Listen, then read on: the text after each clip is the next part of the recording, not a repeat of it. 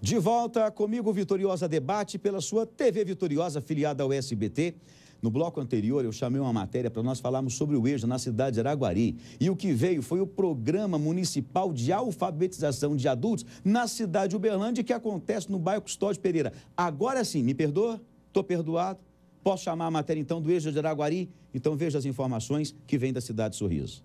Acontece em Araguari o projeto do EJA, Educação de Jovens e Adultos. O EJA é uma modalidade da educação que tem como objetivo formar pessoas que não conseguiram concluir a escola no período adequado. Por meio desse sistema, se torna possível obter certificado de conclusão do ensino fundamental ou médio, de acordo com a situação de cada aluno. O EJA trabalha com a escolarização de 1ª a 4ª séries, de 5ª a 8ª séries do fundamental e 1º ao 3º ano do ensino médio. A cursos semestrais e com 100 dias letivos, o que possibilita a abertura de turmas no meio do ano. Presente na educação brasileira já há alguns anos, o EJA adota um formato direcionado para a faixa etária de seus concluintes. A modalidade conta com um material didático apropriado para dar mais velocidade às aulas. Os professores também precisam estar preparados para lidar com esse perfil de aluno, bem diferente dos adolescentes que frequentam a escola regular. Nós estamos hoje com uma faixa de 450 alunos no município, onde estão sendo trabalhados de maneira diferenciada, atendendo a todos de uma maneira completamente diversificada, com atividades totalmente planejadas para aquela etapa da qual o aluno está desenvolvendo. Uma oportunidade entre mil, né? A gente não pode perder essa chance. Eu perdi muitas chances quando criança. Hoje que eu, depois de adulto já, aí foi que eu fui sentir a falta que faz o estudo para a gente.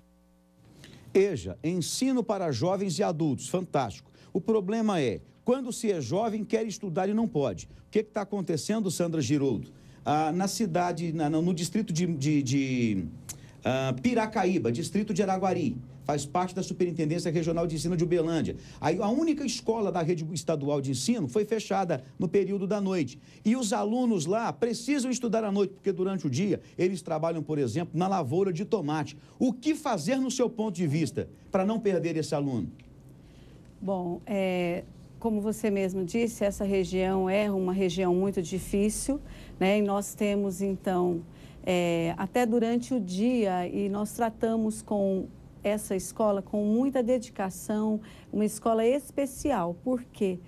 Porque essa escola, esse bairro realmente é periférico, é muito difícil, então nós vamos buscar, né, alternativas, estamos buscando alternativas para que esses alunos consigam chegar a essas escolas e distribuir para Araguari mesmo, que tem, como você viu, tem realmente uma clientela, né, que possa atender, as escolas que possa atender, então, todo esse aluno que tem as dificuldades para chegar à escola. O que eu verifiquei, a professora Sandra, na cidade de Araguari, no distrito de Piracaíba.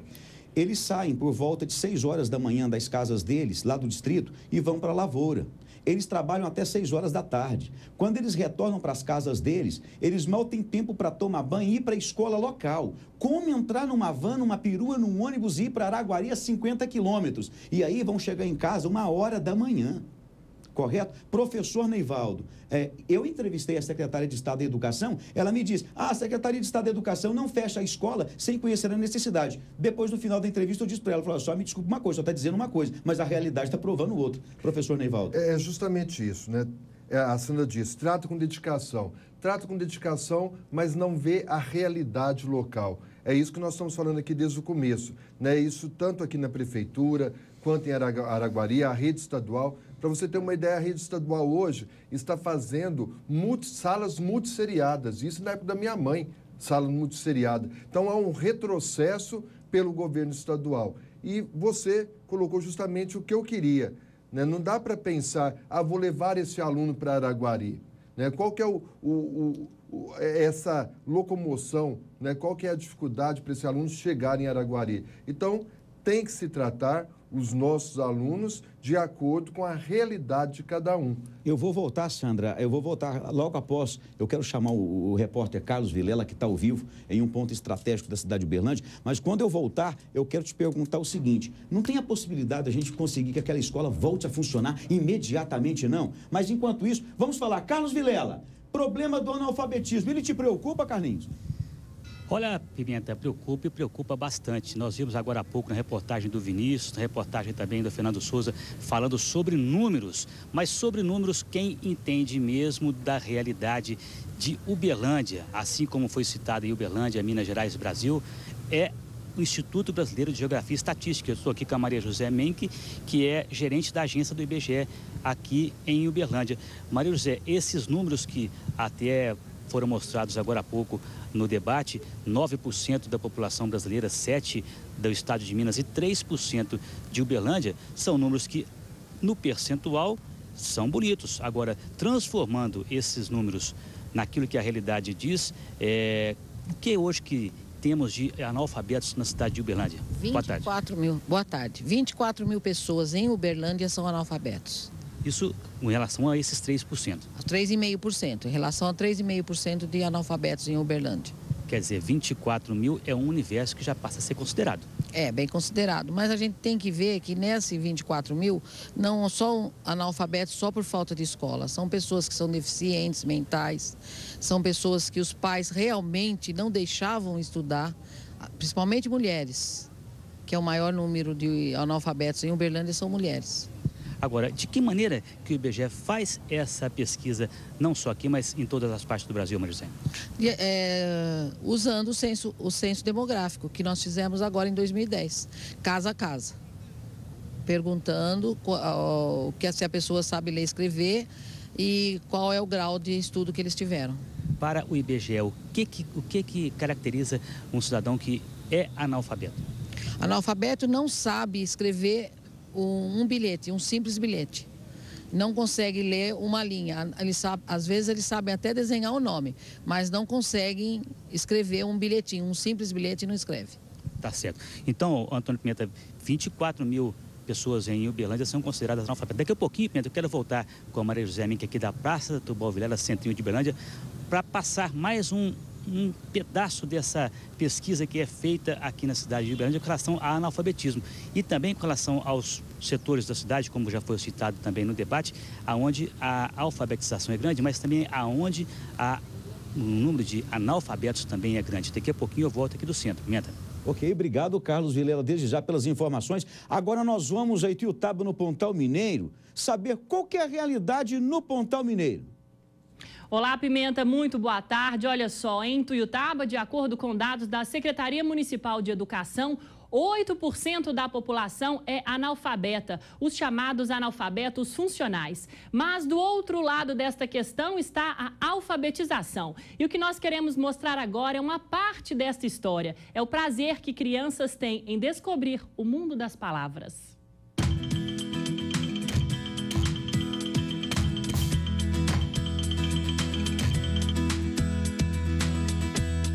Nas paredes, as letras do alfabeto surgem como um enfeite. Nos cadernos desta turma de alfabetização, é bem mais do que isso. Na lousa, a professora vai unindo letras e sílabas e, aos poucos, as palavras são apresentadas a esses pequenos que iniciam a vida escolar. Você pode adivinhar, tem que ler a sílaba. Boneca! Vamos lá? Boneca! José Neto, aos 5 anos, exibe orgulhoso o caderno de atividades. E a lição, ensinada no dia, já está na ponta da língua.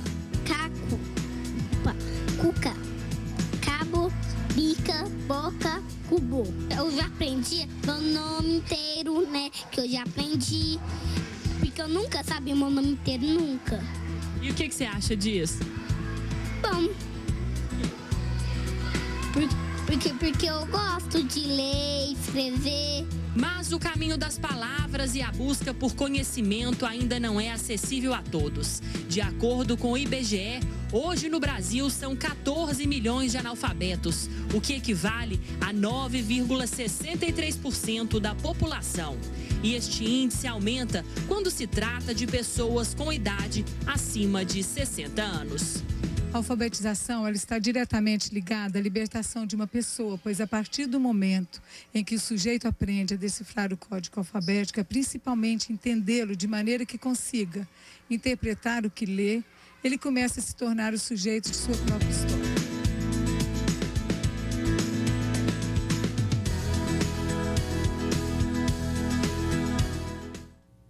Olha, e para que cada vez mais pessoas, independente da idade, possam descobrir esse mundo de conhecimento, é que existe o EJA, Educação de Jovens e Adultos. Hoje, no município, são 17 salas, cerca de 340 alunos. Para falar sobre a importância deste trabalho, eu converso com Joelma Silva, especialista em educação e também em EJA. Joelma, boa tarde. Boa Obrigada tarde. pela participação aqui no Vitoriosa Debate. Este índice de 8% de analfabetismo no município é considerado grande? Se a gente falar que é considerado grande, né, e que a gente está satisfeita com esse número, nós não estamos satisfeitas. Tem muito ainda o que fazer, né? A luta ainda é grande, né? Sabemos disso. O importante é a gente ressaltar as ações que têm sido realizadas, que têm sido feitas para amenizar essa questão do analfabetismo no município. Como que esse trabalho é desenvolvido aqui no município de Tuiutaba hoje? São 17 salas, cerca de 340 alunos. Nós mostramos na matéria agora há pouco que esse índice com pessoas acima de 60 anos se torna ainda maior. É um trabalho de formiguinha feito um dia após o outro. É um trabalho, sim, de formiguinha, né? Um dia após o outro, mas nós temos um número muito eclético de adolescentes, de jovens e adultos compartilhando a mesma sala. Sim, então esse número é elevado tanto quanto aos adolescentes, mas também quanto aos adultos. E hoje, a maior dificuldade que a gente percebe dessas pessoas que buscam o estudo depois dos 15 anos é a necessidade de sobrevivência. Muitos precisam trabalhar e, por isso, deixam de estudar. Como é que o município tem feito para tentar reverter essa situação? Essa situação, a gente faz a questão um trabalho muito forte em cima da autoestima, né? E estudo e formação continuada dos professores. Então, uma vez ao mês, né, existe a formação continuada dos professores, né? Ela acontece no CEMAP, o preparo desses professores, porque tem que ser professores muito bem preparados, porque nós não estamos lidando com crianças. O adulto, ele tem expectativas, ele tem anseios, né? Então, existe toda uma preparação para estar lidando com essa situação, com esse professor, né? Para que ele possa trabalhar com os alunos e essa questão da autoestima, da valorização e contextualizar, né? Porque as aulas têm que ser de acordo com o interesse do aluno. A aula tem que ser prazerosa. E tem que tratar também um pouco da realidade de cada um. Da realidade de cada um. Como é que está também a questão da desistência? Muitos chegam à sala de aula, sentem aquela primeira dificuldade no aprender a ler e escrever e abandonam o curso. Como é que o município faz para retornar com esses estudantes para a sala de aula? Talvez aí esteja também um dos maiores desafios. Quando a gente fala do preparo do profissional, né, e ele tem uma compreensão disso, né, nós temos o trabalho do professor ir até as casas mesmo, ele tem que ir a campo, né? Então, ele vai na casa, ele liga, ele conversa, né? Quer saber por que aquele aluno está faltando, está evadindo, né? Então, aí envolve um trabalho de supervisor, até mesmo direção de estar indo nas escolas, para ver o que está acontecendo para resgatar, né, esse aluno de volta para a sala de aula. Tá certo, muito obrigada pela participação. Antônio Pimenta, além de educar, é um trabalho também que mexe com muita emoção, com o emocional de cada um, não é isso? Sem dúvida alguma, Gabriela Sesquim, Gabriela falando ao vivo da cidade de Tuiutaba, no Pontal Mineiro. Me corrijam se eu estiver errado. Aliás, eu estou aqui para isso. Por exemplo, chamei matéria do EJA de Araguari, entrou de Uberlândia, né? Eu disse que no início do programa que nós estamos na 6ª edição do Vitoriosa Debate, nós estamos na 9ª.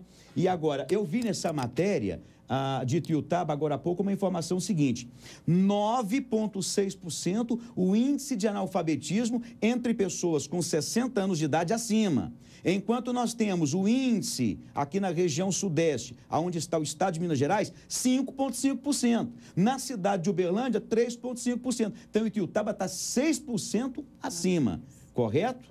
Então, a Secretaria de Educação, Superintendência Regional de Ensino na cidade de Tuiutaba precisa rever aí algumas questões para a gente poder ter esse equilíbrio, pelo menos na região que nós estamos inseridos, no Triângulo Mineiro. Volto a falar agora com a Sandra Giroldo, correto? Pela Superintendência Regional de Ensino com sede em Uberlândia, a respeito daquela escola lá do distrito de Piracaíba, que pertence ao município de Araguari. Qual que é o percentual de possibilidade de nós termos a reativação daquela escola imediatamente?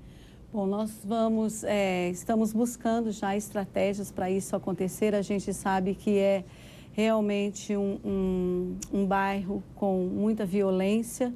Nós estamos tentando implantar, né, a Escola Viva Comunidade Ativa, onde atua na violência realmente das escolas. Então, nós estamos buscando alternativas para que a gente consiga atender esse aluno, que é muito gratificante, como a reportagem disse, é emocionante a gente perceber que esse aluno está fora da escola.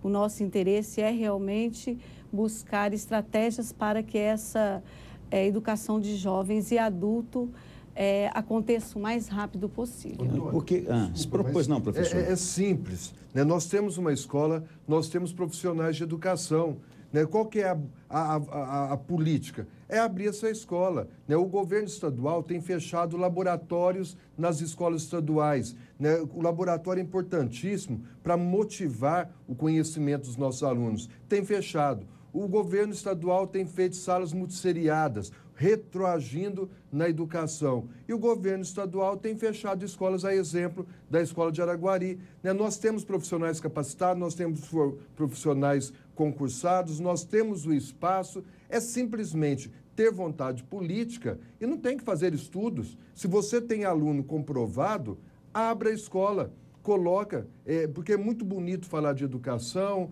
o fim do analfabetismo, mas, na verdade, o governo está fazendo um processo inverso. Correto. Olha, eu particularmente, eu não tenho ligação nenhuma com política, mas o que eu percebo é o seguinte, no atual governo que nós temos aqui no estado de Minas Gerais, nós vemos uma propaganda linda, fantástica, maravilhosa, mas a gente vai para a rua e convive com a realidade e a gente vê uma realidade completamente diferente da propaganda do rádio, da televisão, do jornal e da revista. Pois não, Elaine? Então, não, eu só queria complementar o seguinte, eu acho que não basta só, professor Neivaldo, o espaço físico e o professor. Sim. Né? Eu acredito que tem que ter, sim, um plano de trabalho, como você mesmo colocou, um plano de educação sistêmico para atender esses alunos. Então, uma das coisas que foi comentada pela responsável pelo IBGE é a questão que, às vezes, não foi só falta de oportunidade desse aluno, tem vários motivos, inclusive os motivos físicos, patológicos. Então, nós temos muitos alunos com problemas de vista, com problemas de audição. E aí, cadê a acessibilidade? Exatamente. O deficiente visual, o cadeirante. Acessibilidade, acessibilidade. Então, acho que as secretarias, a legislação, ela tinha que cuidar de questões gerais, né? Agora, é claro que não pode ser moroso. Na verdade, o prédio é muito importante, é importantíssimo. Já tem, né? No caso dessa escola. Sim. Os professores provavelmente já estão contratados. Então, na verdade, é agilizar o processo, mas envolver as outras áreas. Então, a área da saúde, a área de planejamento, a área econômica. Então, porque realmente só tratar de números, por exemplo, temos 980 alunos matriculados em Uberlândia, 350 em Tuiutaba. Matriculados nós temos, mas quantos que estão cursando? Correto. Quantos conseguem permanecer nessas escolas? Que é uma outra pesquisa que precisamos de fazer. Você falou uma das coisas mais importantes. Nós não podemos atentar apenas para a educação, sem esquecer, por exemplo, da acessibilidade, sem esquecer da saúde. Com certeza. Tem que andar atrelado. Tem que andar atrelado. E, às vezes, o que a gente percebe é o seguinte, está cada um fazendo dentro da sua área sem se preocupar com a área dos outros. Tá certo, não é preocupar no sentido de interferir, mas é preciso haver uma interligação, senão a coisa não funciona. Eu vou para um rápido intervalo comercial. Não nos deixe sozinhos, daqui a pouquinho, Vitoriosa Debate, hoje falando sobre analfabetismo. A gente volta já já.